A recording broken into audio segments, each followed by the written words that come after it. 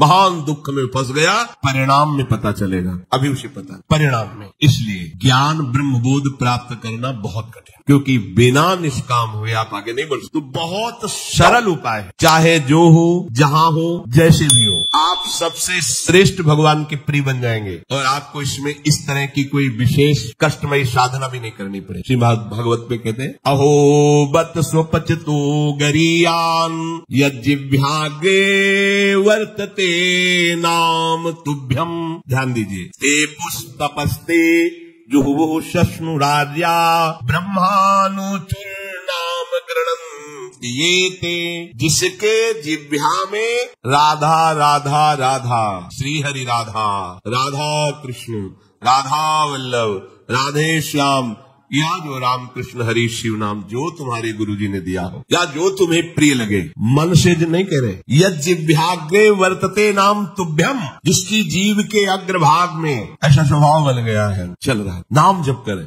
बोले अहो बत स्वपच तो गरीयान, यद्यपि वो स्वपच है फिर भी गरीयान वो सबसे श्रेष्ठ है। हरिराम व्यास जी ने कहा कि वेदास जी की चरण धूलि के सामने करोड़ों ब्राह्मण नहीं, क्योंकि उनकी जिह्वा पे निरंतर हरि का नाम दिया। इसीलिए यहाँ ब्रजवासी सब ब्रह्मा से भी परम पवित्र और श्रेष्ठ माने गए। व्यास मिठाई विप्र की तामे लगे आग, वृंदावन की स्वपच की जूठन खाइए मांग।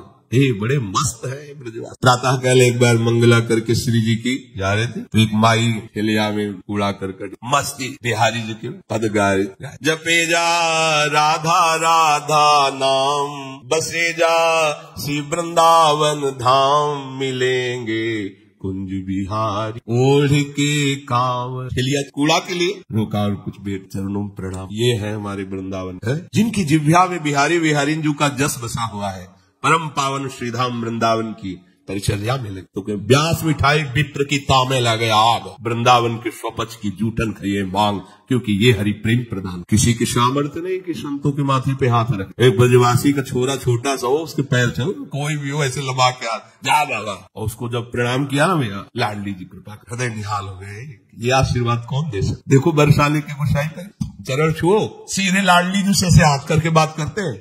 लाडली जी, आपको विश्वास नहीं, अगर विश्वास कर लो तो लाडली जी उनके करकमल से सेवित है, वो जो कह रहे हैं वही लाडली जो करेंगी। भोरी सरकार है, पर हमें मनिलता मन की होने के कारण इन सब भावों पर विश्वास नहीं रहता। कह रहे कोई भी तपस्वी उसकी समानता नहीं कर सकता। जिसकी जिह्वा के अग्रभाग पर है, उसने सारी तपस्याएं कर ली, सारे तीर्थ स्नान कर लिए, भागने की जरूरत नहीं, राधा राधा बोलो, सारे तीर्थ स्नानों का फल तुम्हें उसी क्षण मिल जाएगा। तुम्हारी जिह्वा के अग्रभाग पर श्री हरि का नाम, प्रियाजू का नाम, सारे वेदों का अध्ययन कर लिया, उसे कुछ अध्ययन करने की जरूरत नहीं है। जो बड़ी बड़ी तपस्याओं से, तीर्थयाटन से, वेदाध्ययन से, यज्ञ आदि से गति मिलना दुर्लभ है, वो तुम्हें नाम से प्राप्त। कौन हो, कहाँ हो, कैसे हो, कोई प्रश्न नहीं। जैसे हो, जिस परिस्थिति में, जिस विषय में फंसे हो, वहीं से तुम्हें नाम उठा के महात्मा बना देगा, तुम्हें धनवान बना देगा, यशस्वी बना देगा, तुम तेज से संपन्न हो जाओगे। नाम का तेज, भगवान नाम का तेज है, प्रताप है भगवान नाम का। एक बार नाम आप बसा के तो देखो हृदय में, जोर से आलाप लोगे नाम का, प्रकृति का परिवर्तन हो जाए।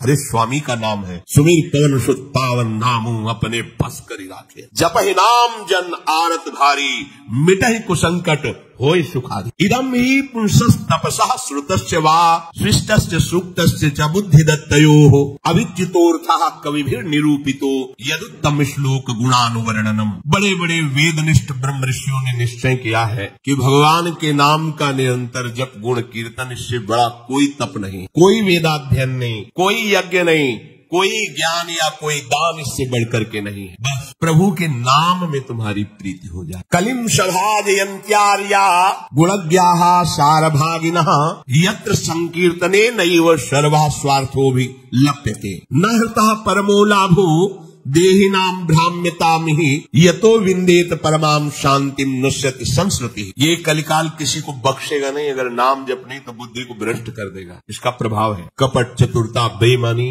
और पापाचरण में रति, इसका प्रभाव है। कली इन दोषों से संपन्न है, और एक इसका महान गुण है, जिसकी जिह्वा पे प्रभु का नाम होगा, इसके कोई भी दोष उसका स्पर्श नहीं कर सकते।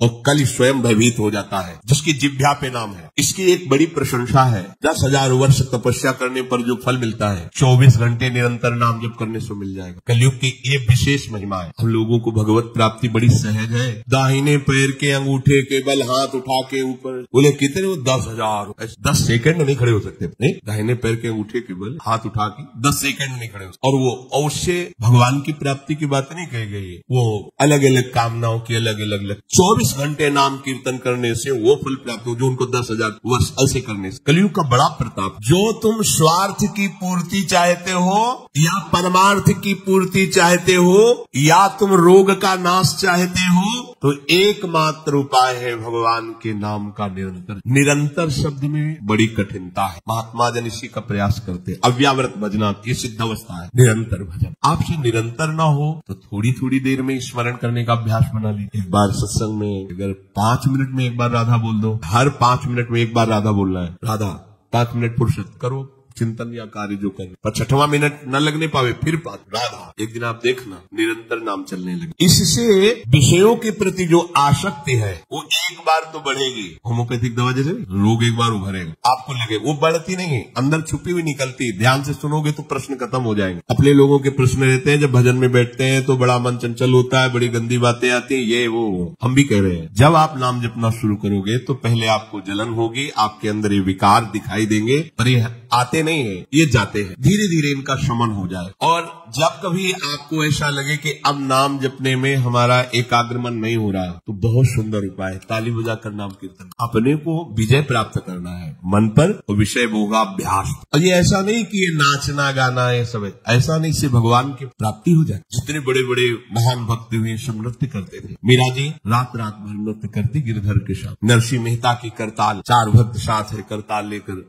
नाच गोविंद रीझ जाते। जहाँ कहीं 4 भक्त मिलकर कीर्तन करते होते हैं, नृत्य करते होते हैं, उन्हीं के बीच में गोविंद भी नाचते होते। हमारी अभी दृष्टि मायाकृति इसलिए हम देख नहीं पा रहे। प्रहलादस तालधारी तरल गतितया चोद्धवा कांशधारी वीणाधारी सुरसिंह स्वर कुशलतया राग करता अर्जुनो भूत इंद्रो वादीन मृदंगम जय जय सुकराहा कीर्तने ते कुमारा यत्रागे भाव वक्ता सरस रचनया व्यास पुत्रो बभूव। एक बार इन बड़े भक्तों का मिलन हुआ। श्री प्रहलाद जी, उद्धव जी, नारद जी, सनक सनंदन जी, सुखदेव जी आदि। अब इतने बड़े महापुरुष एकत्रित हुए, तो भगवान को बुलाया जाए प्रगट। बोले एक ही उपाय है, मद भक्ता यत्र गायंती तत्तिष्ठाम नारदा। नारद जी ने कहा भगवान वहीं आ जाते। तो श्री प्रहलाद जी ने ताल देना पड़ा। ये भगवान को बहुत प्रिय है। अगर आपको कोई संगीत नहीं आता तो भगवान का प्रिय संगीत है ये। राधा राधा राधा राधा राधा। ना किसी की जरूरत है और ना किसी के सहयोग की। लेकिन भाई ढोलक हारमोनिया अगर नहीं बजा लेते, कोई राग ले, हम कह रहे कोई राग ले, राधा राधा राधा राधा ताल की, ये हमारा ताल बज रहा है।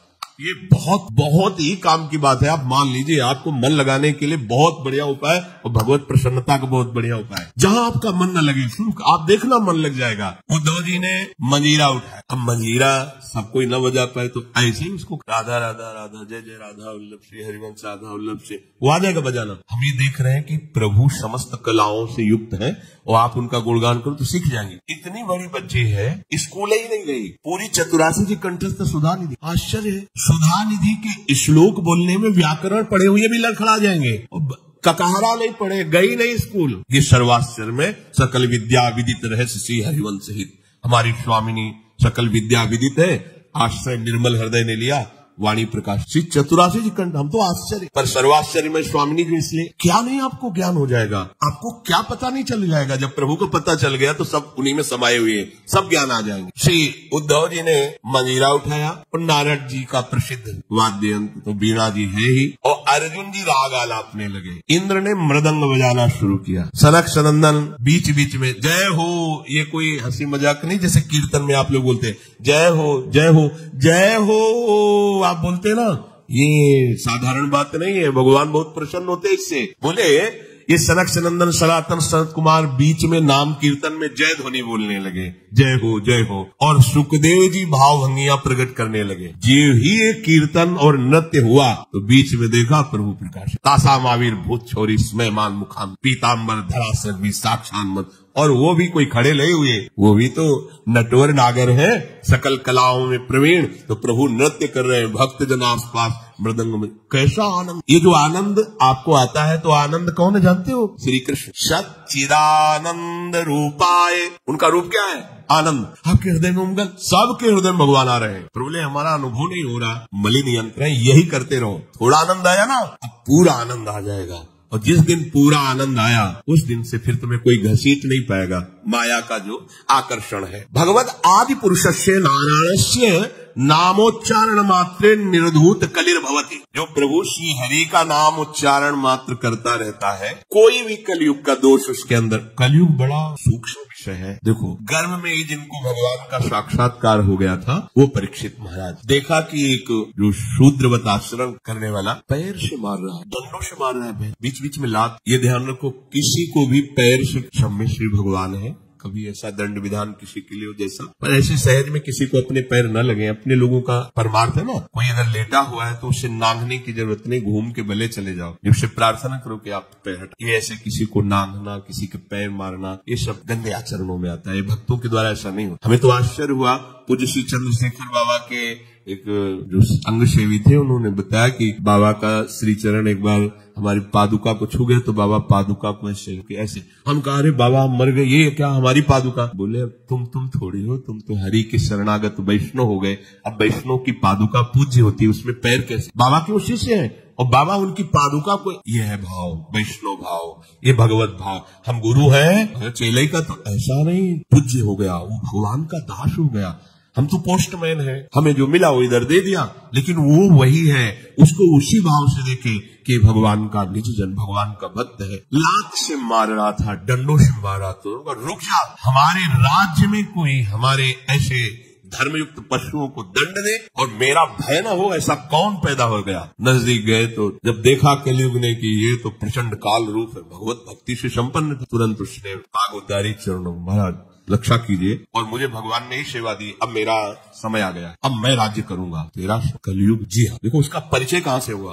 अधर्माचरण से। तो उनका जब तक मैं जीवित हूँ तब तक तेरा राज्य नहीं आने। हमारी प्रजा में अधर्माचरण फैले, होगा आपको कुछ न कुछ तो स्थान देना ही होगा कि आप ठीक मदिरालय, और जो मदिरा सेवन, और जहाँ शरीर को बेचा जाता हो, भ्रष्टाचरण किए जाते हो, जहाँ जुआ खेला जाता हो, ये द्वैत कीड़ा, मद्यपान करना, व्यभिचार करना। व्यभिचार उसे ही कहते हैं जो धर्म से रहित काम संभोग होता है, जो अपनी एक पत्नी व्रत रहकर भगवान की भावना से संतानोत्पत्ति की क्रिया, उसे व्यभिचार नहीं कहते, वो दोष युक्त नहीं, गृहस्थ धर्म के अंतर्गत है। लेकिन जो अन्य ऐसी भावना, कलयुग को आदेश दिया कि आप रह सकते हो, जो मदिरा पीता है, जो भ्रष्टाचरण करता है, और जो मांस खाता है, और जो देव कीड़ा करता है, आप, क्योंकि वहां कोई ऐसा करता ही नहीं, यहाँ रह सकते। उनका महाराज आपने सब गंदे गंदे स्थान तो दे दिए, थोड़ा तो सांस लेने की जगह दो। उनका ठीक, अधर्म से कमाया हुआ स्वर्ग, उस तक वो खुश हो गए। हाँ ठीक है महाराज, आपकी आज्ञा के विरुद्ध बिल्कुल नहीं चलूंगा। चले, जरासंध का जब वध हुआ था तो उसका मुकुट जो था विजय में, तो भीम ने ही तो भगवान की प्रेरणा, तो अब ये उन्हीं के तो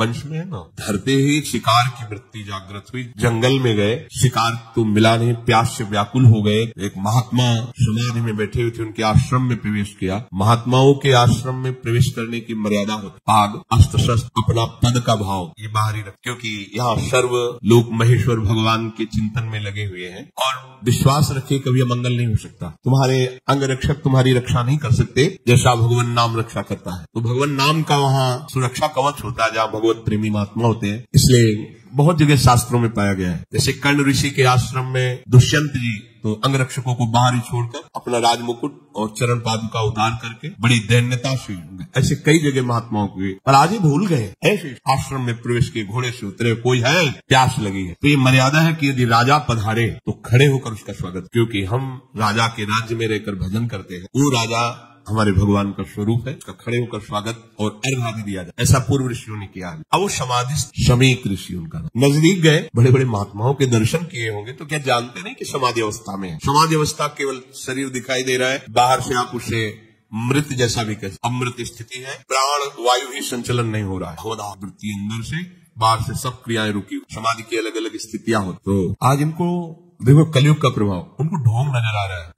राजा आया, इसे क्या बात करना है, बस ये बात सोच करके तुम आंख मूंद के बैठ गए, और बाहर निकले, देखा एक मरा हुआ सर्प पड़ा हुआ था, उसे उठाया उनके गले में। ये कलयुग का दोष। एक महात्मा पर पाखंड का आरोप। जब कलयुग चढ़ जाएगा तो तुम्हें सब ऐसे नजर आएगा, सब पाखंड, सब भ्रष्ट है, अरे सब नाटक, कलयुग का स्वभाव। और उनका अपमान करने की चेष्टा, ये अपमान है। अच्छा, उनको पता भी नहीं है कि कोई आया है, कोई ऐसी चेष्टा। चले गए। कुछ ब्रह्म ऋषि बालक कोई सेवा कार्य से आश्रम में प्रवेश किए तो देखा समीक ऋषि के गले में मरा हुआ सर्प। बाहर वनवासियों से पूछा कौन आया था? बोले चक्रवर्ती सम्राट महाराज परीक्षित। दूसरा कोई नहीं गया?